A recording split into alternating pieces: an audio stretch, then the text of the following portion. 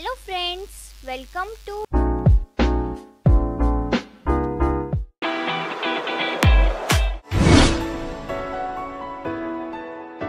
8th class English Unit 2 2.1 Try Again या पोयमचा English workshop.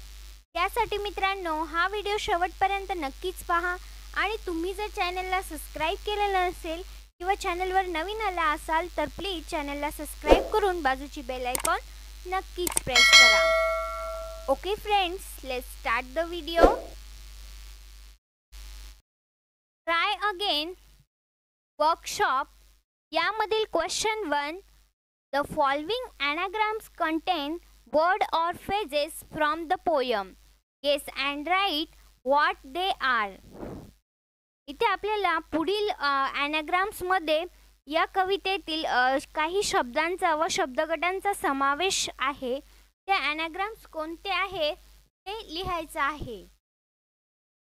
पहिला आहे rainy tag try again, 2 our case courage, 3 wet sir strave, 4 read raw reward, 5 tap nice patience, 6 serve preserve। Okay friends, पाहूया next question. Question number 2, pick out line that convey the following from the poem. इथे आपल्याला या कवितेतील अर्थ व्यक्त करणाऱ्या ओळी लिहायच्या आहेत। यामधील A, if you keep trying without a doubt you shall win, आणि याचा आन्सर आहे for it you will preserve you will conquer never fear. यामधील B, it is not shameful to struggle hard, म्हणजेच जर तुम्हाला कठोर परिश्रम करावा लागत असेल तर यात शर्मिंदे होण्यासारखं काही नाही, आणि याचा आन्सर आहे if we strive it's not disgrace.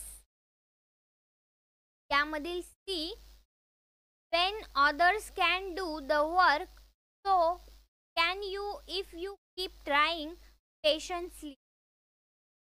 जर इतर लोक एखादं काम करू शकत असेल तर चिकाटीने प्रयत्न करून तुम्ही का करू शकत नाही। एखादा व्यक्ती जर एक काम चिकाटीने प्रयत्न करून करत असेल तर तुम्ही काम का नाही करू शकत। आणि त्यासाठी आलेली ओळ आहे all that others folk can do why with patience may not you. यामधील D, when you fail in your first attempt make another once. जेव्हा तुम्ही तुमच्या पहिल्या प्रयत्नात यशस्वी होता तेव्हा पुन्हा प्रयत्न करा,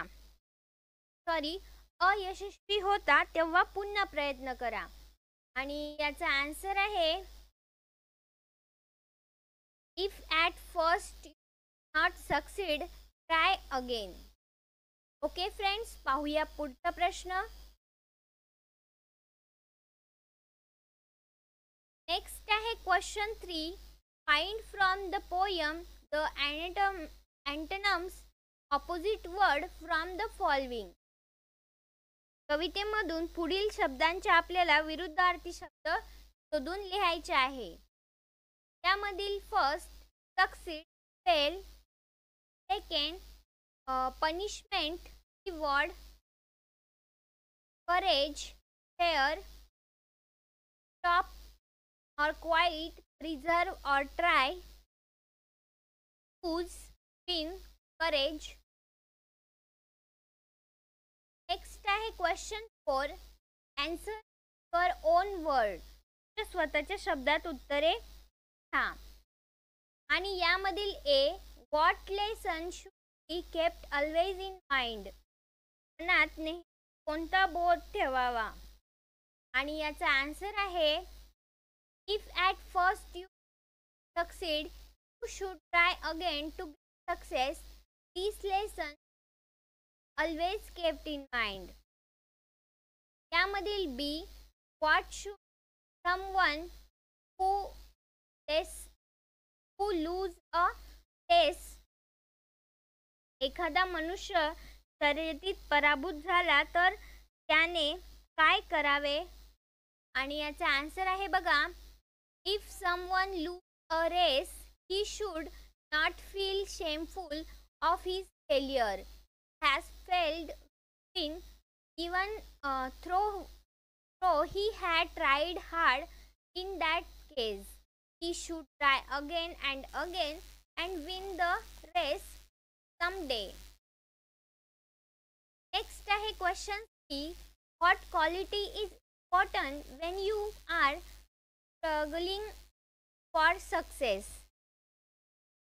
त्यावेळेस तुम्ही यश मिळवण्यासाठी झगडत असता त्यावेळी तुमच्याकडे कोणता गुण असणे आवश्यक आहे? आणि याचा आन्सर आहे patience, important quality when you are struggling for success. Question D, when can success have a greater value, when you get easily or with difficulty? त्यावेळेस तुम्हाला सहज यश मिळते तेव्हा यशाची किंमत वाढते की खूप कठीण परिश्रमानंतर तुम्हाला यश मिळते तेव्हा यशाची किंमत वाढते? आणि याचा आन्सर आहे when you get success with difficulty that had a great value. हे फ्रेंड्स, पाहूया नेक्स्ट क्वेश्चन. नेक्स्ट आहे question 5. Read the poem and fill in the web choosing points from it. कवितेतील मुद्दे निवडून तक्ता पूर्ण करायचा आहे. What lead to success? यश मिळवण्यासाठी कोणत्या गोष्टी मदत करतात ते आपल्याला या चार्ट मध्ये लिहायचे आहे. First, trying again, perseverance, striving, patience and the last courage. Okay friends, तर अशा प्रकारे हा चार्ट कंप्लीट करायचा होता. पाहूया नेक्स्ट क्वेश्चन. नेक्स्ट आहे question 6. Most line from the poem can serve as a truth or a proverb. Pick out 3 or 4 such line. म्हणजेच या कवितेतील काही ओळी आहेत ज्या सत्य वचन म्हण म्हणून उपयोगी पडतात. अशा 3 किंवा 4 ओळी आपल्याला इथे लिहायच्या आहे. तर यामधील फर्स्ट आहे if at first you don't succeed try again. Second, if you preserve with courage you will conquer. 3. Though after striving you do not win, it is not disgrace. 4. Time in bring you reward, so be patience. Okay friends, अशा प्रकारे हा question 6 आपण इथे complete केला आहे. पाहूया next question. Next आता आपण पाहणार आहोत या कवितेचं ॲप्रिशिएशन ऑफ द पोयम. यामधील first, the title of the poem is try again. 2. The poem is written by the poet W.E. Hickson. 3. The poem has 6 stanzas. Each stanza has 4 lines. 4. The lines that rhyme in each stanza are 4-3, 4-3, 4-3. 5. Try again is respected expression in the poem. 6. The advice in the poem is try again and again till your success finally. 7. I like the lines. Time will bring you your reward. Try again.